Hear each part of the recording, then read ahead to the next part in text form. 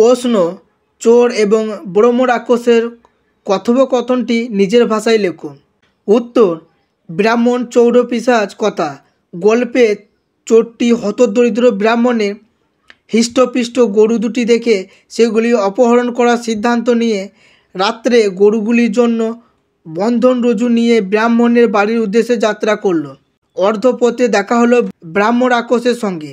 চোরটি ভীত স্বতন্ত্র হয়েও সাহস অবলম্বন করে রাক্ষসটির পরিচয় জানতে চাইলে রাক্ষসটি জানালো যে সে সত্যবচন নামে এক ব্রাহ্ম রাক্ষস। রাক্ষসটি চোরের পরিচয় জানতে চাইলে চোরটি জানালো যে সে চোর, এক ক্রূরকর্মা দরিদ্র ব্রাহ্মণের গরু দুটি চুরি করার উদ্দেশ্যে সে যাত্রা করেছে।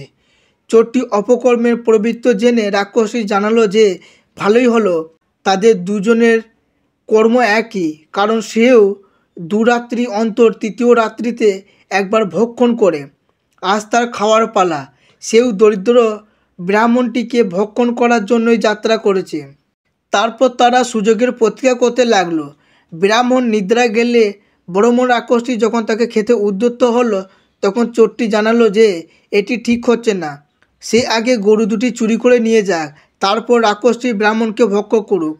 ব্রহ্ম রাক্ষস বলল তা ঠিক নয়, কারণ গরুর শব্দে যদি ব্রাহ্মণ জেগে ওঠেন তাহলে রাক্ষসের সকল প্রচেষ্টা ব্যর্থ হয়ে যাবে। চোরটিও বলল যে রাক্ষসটির ব্রাহ্মণকে খেতে যাওয়ার ব্যাপারে যদি কোনো অন্তরায় ঘটে তাহলে সেও আর গরু দুটি চুরি করতে পারবে না। অতএব সে চোর আগে গরু দুটি চুরি করে নিয়ে যাক, তারপর রাক্ষসটি ব্রাহ্মণকে ভক্ষণ করুন। রাক্ষস ও চোর দুজনেই আমি আগে কাজ সারি বলে বিবাদে লিপ্ত হলে তাদের চিৎকারে ব্রাহ্মণের ঘুম ভেঙে গেল। তাদের কারোরই কাজ সিদ্ধ হলো না। এখানেই সমাপ্ত। ভিডিওটি ভালো লাগলে লাইক করবে, তোমার কোনো কিছু জিজ্ঞাসা থাকলে কমেন্ট করবে এবং এই ধরনের ভিডিও পাওয়ার জন্য চ্যানেলটিকে সাবস্ক্রাইব করে পাশে থাকা বেল আইকনটিতে ক্লিক করে দেবে। ধন্যবাদ।